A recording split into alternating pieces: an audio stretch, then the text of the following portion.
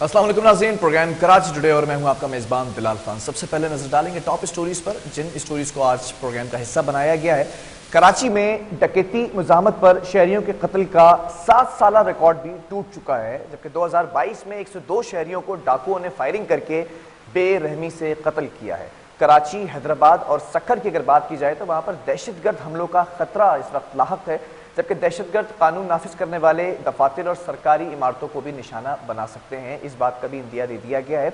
और गवर्नर सिंध कामरान खान टिसोरी की अगर बात की जाए तो उन्होंने एडमिनिस्ट्रेटर कराची डॉक्टर सैयद सैफुर रहमान के हमरा जिला वस्ती और शर्की का दौरा किया, तरक्याती कामों का जायजा लिया है, जबकि जिला वस्ती की सड़कों के हवाले से कहा कि तामीर और तरक्की का काम तेज किया जाए और ग्रीन बस ट्रैक की तरफ शजरकारी भी की जाए। ग्रीन बेल्ट के ऊपर जो है वो उसको शजरकारी से मंसूब कर दिया गया है। जबकि गुलिस्तान जौहर की अगर बात की जाए, एक और अफसोसनाक वाकया है। फायरिंग में मुलव्विस जो दोनों पुलिस एहलकार हैं उनको गिरफ्तार किया गया। मामला कुछ यूं आया कि फायरिंग की गई है पुलिस वालों की जानिब से और एक शहरी जो है वो जान की बाजी से हार चुका है, जबकि दोनों एहलकारों के बारे में बताया जा रहा है कि 2 SSPs ने इन्वेस्टिगेट करके उनको लॉकअप कर दिया है। और अच्छी खबर यह है कराची के शहरियों के लिए कि जो बिजली सार्फिन हैं उनके लिए बिजली 7 रुपये 43 पैसे फी यूनिट सस्ती कर दी गई है। कराची के जो बिजली सार्फिन हैं उनको 10 अरब रुपए 61 करोड़ रुपए का रिलीफ दिया जाएगा। बहरहाल आज के जो स्टोरीज हैं उनके साथ साथ एक और खबर ये है कि पाकिस्तान और मुस्लिम दुनिया की जो पहली खातून वजीर आजम थी, एजाज उनको हासिल था, मोहतरमा शहीद बेनज़ीर भुट्टो साहिबा को आज उनकी 15वीं बरसी मुल्क भर में जो है वो अकीदत और एहतराम से अकीदत पेश किया गया उनको। और साथ साथ इनके बारे में अगर मैं बात करूं तो बड़ी एक तवील इनकी एक हिस्ट्री है और एक तवील इनका इंट्रोडक्शन है। 35 साल की उम्र के अंदर ये वज़ारत उज़्मा के अहम तरीन मनसब तक पहुँचने वाली मुस्लिम दुनिया की पहली खातून हैं, जो कि ऑन द रिकॉर्ड है। और साथ साथ जो अपने इनके वालिद थे जुल्फ़िकार अली भुट्टो साहब, उनकी फांसी के बाद इंतहाई मुश्किल हालात में पार्टी की बागडोर भी इन्होंने संभाली, जबकि भाई भी मौजूद थे, लेकिन अपना जानशीन जो कह के गए थे भुट्टो साहब, वो मोहतरमा को कह के गए थे, उनको बना के गए थे। ये 2 मरतबा वज़ीर आज़म रहीं, लेकिन उन्होंने न सिर्फ कैद बल्कि जो दीगर उनके साथ मामला थे और बन की सोबतें भी थी वो भी बर्दाश्त की हैं और जिला वतनी भी इन्होंने काटी है। और जब वतन वापस आई थी फिर उसके बाद इनको शहीद कर दिया गया था। और इनके बारे में बड़ी एक लंबी चौड़ी डिटेल है, लेकिन 27 दिसंबर 2007 को मैदान सियासत का ये ताबिंदा सितारा रावलपिंडी के लियाकत बाग में हमेशा के लिए हुरूब हो गया था। जबकि ये जब वापस आ रही थी बैरून मुल्क से जिला वतन काटने के बाद, तो इनको इंटेलिजेंस बेस्ड खबरें भी जो है वो मिली थी कि आप वापस ना जाएं। तो इनके ये अल्फाज थे कि मुझे अपने लोगों से मिलने जाना है, उन लोगों को मेरी ज़रूरत है।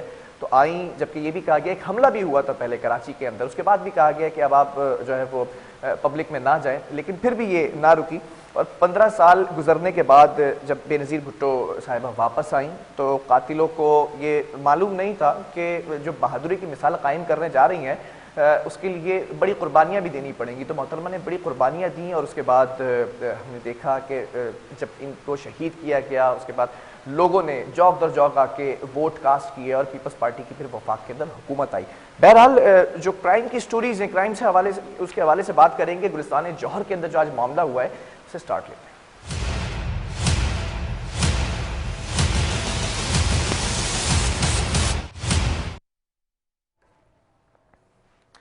गुलिस्तान जौहर के अंदर जो फायरिंग का मामला पेश आया आज कुछ 8 बजे के करीब, एक अजीब और गरीब वाकया था। हम ये देखते हैं एक तरफ शाहीन फोर्स सड़कों पर निकलती है, एक तरफ डिस्ट्रिक्ट कोरंगी के अंदर जो है वो एक इंस्पेक्टर के मातहत पूरी एक फोर्स बनाई जाती है कि क्राइम को काबू करने के लिए एक्स्ट्रा फोर्स जो है डिप्लॉय की गई सड़कों पर। ऐसा ही कुछ आज हुआ। जौहर के अंदर 2 पुलिस एहलकार थे, बाइक पर ताकुब करते रहे, फिर एक शहरी एक निहत्था शहरी था उसकी जान ले ली है। इस पर भी बात करेंगे और हमारे साथ रिपोर्टर भी ऑन कॉल मौजूद होंगे। लेकिन इस मामले को बड़ी तेजी से टेकअप किया गया है। वजीर आला सिंध की अगर बात की जाए तो उन्होंने भी इसका जो है वो नोटिस लिया है और नोटिस क्या लिया है वो तमाम चीजें आपके सामने रखते हैं। हमें ज्वाइन कर चुके हैं हमारे रिपोर्टर हारून रशीद। हारून, ये मामला क्या है जो गुलिस्तान जौहर के अंदर फायरिंग का मामला हुआ है? देखें बिलाल साहब, आज जितना अफसोसनाक एक वाकया पेश आया गुलिस्तान जौहर का ब्लॉक 20 है, नोमान एवेन्यू अपार्टमेंट के पास।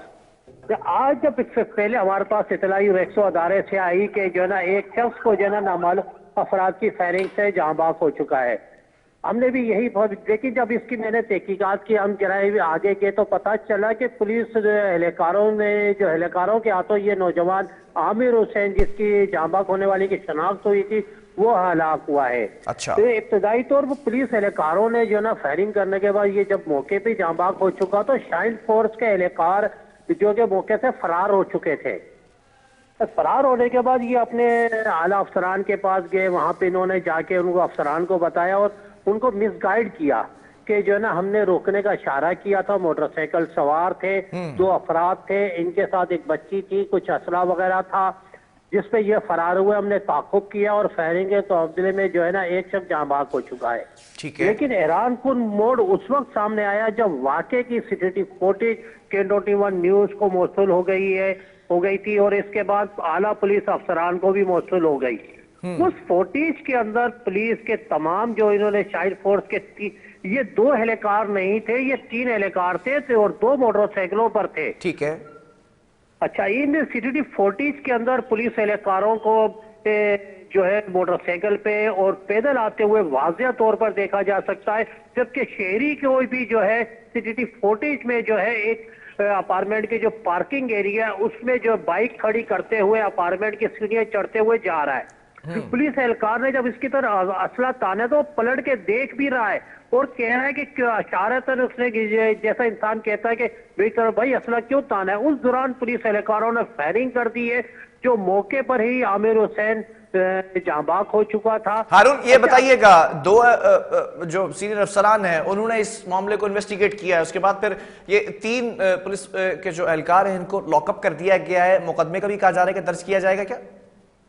जी बिल्कुल, देखें इस वक्त जब मेरी DIG इस टाइम मुकद्दस हैदर है उनसे बात हुई तो उन्होंने कहा कि इस वाक़े की जो है 2 SP के अफसरान ने तहकीकात की है और पुलिस के जो बयानात हैं तीनों एहलकारों में तनाज़ुब पाया गया है और इन्होंने मुख्तलिफ बयान दिए। जब इन तीनों से अलग अलग तफ्तीश की गई, उन बयानों के बाद DIG का मजीद कहना था कि SSP ईस्ट है रहीम शराजी साहब, ये जो है फैमिली से मिलेंगे और फैमिली के इन पुलिस एहलकारों पर जो है कत्ल का मुकदमा दर्ज किया जाएगा।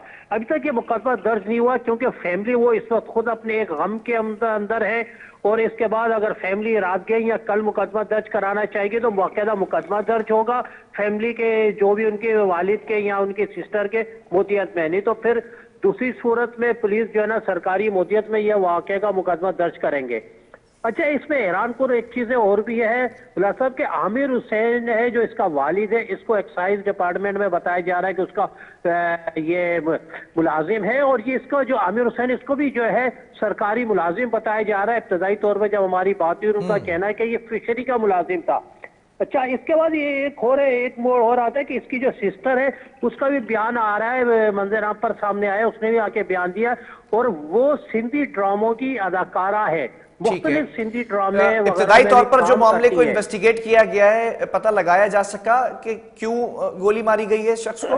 देखिए इस हवाले से जब हमने बात की मेरी SSP से, उसने कहा था इस हवाले से हकीकत हम हर पहलू से कर रहे हैं क्योंकि इसके अंदर इसके फरार होने का कोई नहीं है। क्या आया कि पुलिस एहलकारों के साथ इसकी कोई जातियात दुश्मनी थी या किस बिना पर मारा गया है, क्योंकि ये एक वाकया ही जो है जो फुटेज सामने आई है उसके मुताबिक SSP का कहना है कि ये वाकया ही जो है ना पुलिस की ज्यादती साफ और वाज़िया तौर पर नजर आ रही है और पुलिस ने इन पर क्यों फायरिंग की और इसको क्यों मारा, किसके कहने पर मारा, इस पहलू पर तहकीकात हो रही है और इन तमाम सवालों के जवाब जो है वो ना तो DIG इस दे रहे और ना ही SSP इस दे पा रहे हैं। उन्होंने कहा कि हम मजीद इस वाक़े के हवाले से तहकीकात कर रहे हैं। अच्छा, हैरान कुन तो है कि एडिशन IG कराची ने कुछ अर्सा कबल शाइन फोर्स बनाई थी जिसमें 300 के करीब एहलकार हैं जो कराची भर में स्टेट क्राइम की वारदातें रोकने के लिए इनको बनाई थी और वो मुख्तलिफ पॉइंट्स इनको दिए थे जो चेक आउट करेंगे। लेकिन अब ये शाइन फोर्स का जब इस तरह के वाकयात आएंगे, क्या ये कराची के शहरी सवाल कर रहे हैं कि क्या शाइन फोर्स कराची के शहरियों को, डकैतों से, स्टैक पैरों की वारदातों को रोक पाए? ठीक है हारून, बहुत शुक्रिया हमें अपडेट करने के लिए। बहरहाल अफसोसनाक वाकया है, लेकिन फौरी तौर पर इन्वेस्टिगेट किया गया। 2 सीनियर अफसरान ने इस मामले को इन्वेस्टिगेट किया है और मकतूल आमिर हुसैन के वालिदैन के साथ इंसाफ की यकीन दहानी भी कराई है। और अगर बात की जाए चीफ एग्जीक्यूटिव सिंध वजीर आला मुराद अली शाह साहब की, तो उन्होंने भी इस मामले का नोटिस लिया है और साथ साथ ये जो तीनों पुलिस एहलकार हैं इनको लॉकअप कर दिया गया है। जबकि ये भी कहा गया है कि SSP ईस्ट हैं अब्दुल रहीम शिराजी, वो खुद वालिदैन से पर्सनली जाके मुलाकात करेंगे और फिर मुकदमा दर्ज किया जाएगा। बहरहाल अगर बात की जाए कराची, हैदराबाद और सक्खर में दहशतगर्द हमलों का जो खतरा इस वक्त लाहक है, हुकूमत सिंध ने सिंध पुलिस और DG रेंजर्स को यह आगाह किया है कि 3 कलअदम तंजीमें हैं जो सूबे के 3 बड़े शहर यानी कि कराची, हैदराबाद और सक्खर में बड़ी दहशतगर्द वारदातों का मंसूबा बना चुके हैं। इस हवाले से यह भी कहा गया इस खत के अंदर कि जो इनके मुताबिक है कि अलहदगी पसंद कलअदम तंजीमें हैं वो दहशतगर्दों के साथ साथ जो असला है, गोला बारूदी है, ये तमाम सामान जो है तकरीब कारी का तकसीम कर चुके हैं। एक तरफ ये मामला चलता दिखाई दे रहा है, दूसरी तरफ अगर हम साल का इख्तिताम है और आखिरी हफ्ता ये रह चुका है, इस पर अगर बात करें डकैतियों की, मोटरसाइकिल और गाड़ियों की चोरी की, तो कुछ हमारे पास फैक्ट्स एंड फिगर्स यहां पर मौजूद है। पहले मैं ये शेयर करना चाहूंगा, फिर साबिक CPLC चीफ भी हमारे साथ लाइन पर मौजूद होंगे। रिपोर्ट के मुताबिक ये बताया गया है कि 2022 के अंदर बेरहम डकैतों ने मुख्तलिफ इलाकों में 102 शहरियों को मुज़ाहमत पर कत्ल किया। आजकल आप सुनते होंगे कि डकैती होती है, चोरी होती है और जब मुज़ाहमत की जाती है तो कत्ल करके चले जाते हैं। NAD के बिलाल का वाकया आपको याद होगा या फिर कोरंगी के अजहर का वाकया आपको याद होगा।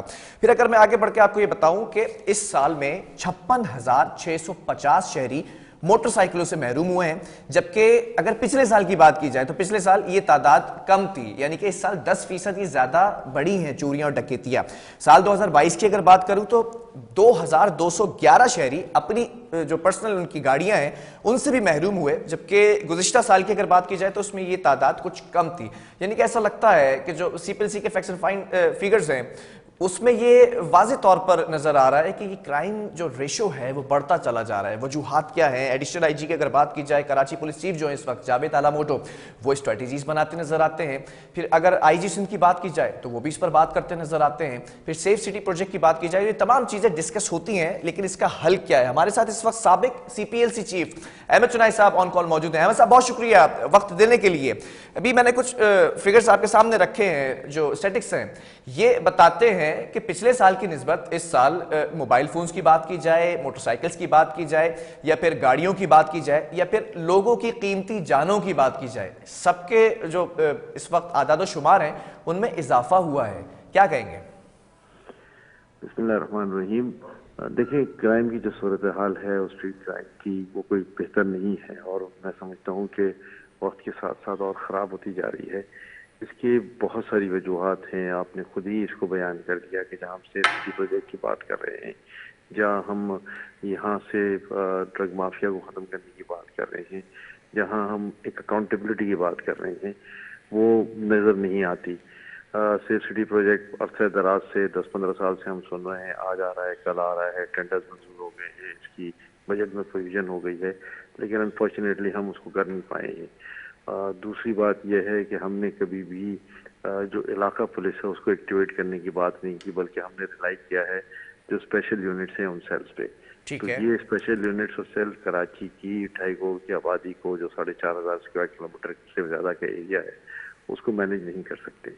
उसको मैनेज करने के लिए हमें जदीद तरीक़ों से या तो अपना सेफ सिटी प्रोजेक्ट लाना होगा या फिर इलाके की पुलिस को जो है वो जिम्मेदारी देनी होगी कि वो इलाके में पेनिट्रेट करते हैं, उन्हें इलाके के चप्पे चप्पे के बारे में इल्म होता है, उन्हें ये भी पता होता है कि उनके इलाके में जराइम पेशा नासिर की हमाजगा कौन सी है।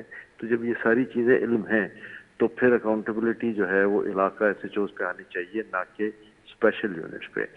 साथ साथ माशी सूरत आपके सामने है, लोगों को ये क्राइम जो है वो सबसे आसान लगता है कि इस क्राइम से जो है वो जल्दी आपको चीज़ें मिल जाती हैं और उसके बाद फिर इसकी अकाउंटेबिलिटी कोई नहीं होती। अकाउंटेबिलिटी इस सेंस पर नहीं होती कि ये स्ट्रीट क्रिमिनल्स जो हैं वो बड़ी जल्दी कोर्ट से छूट जाते हैं लैक ऑफ एविडेंस की बुनियाद पर, और ज़ाहिर है कोर्ट जो है वो इंसाफ के तकाज़ों को पूरा करते हुए जब तक पूरा सबूत नहीं होता सज़ा नहीं दी जाती।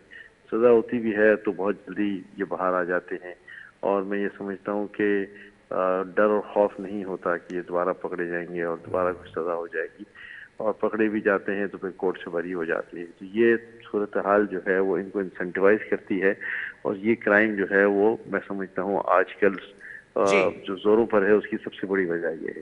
اچھا احمد صاحب، یہ بھی بتائیے گا کہ یہ جو اس وقت مسئلہ دکھائی دے رہا ہے کراچی کے اندر، جرائم پر قابو نہیں پایا جا رہا، پھر جتنے اجلاس ہوئے ہیں، میٹنگز ہوئی ہیں، اس میں اس بات کا تذکرہ کیا گیا ہے کہ جب آئیڈینٹیفائی کیا جاتا ہے ملزم کو تو وہ غیر مقامی معلوم ہوتے ہیں، پھر غیر مقامی باشندوں کو یا تو ان کے اپنے ملک منتقل کرنے کی باتیں کی جا رہی، کیا یہ بھی ایک مین فیکٹر ہے؟ دیکھیں، نارملی اسٹریٹ کرائمز میں جو ہے وہ ہر قسم کا مقامی جو ہے وہ اس میں شامل ہوتا ہے، اور اس کی بہت ساری وجوہات ہوتے ہیں.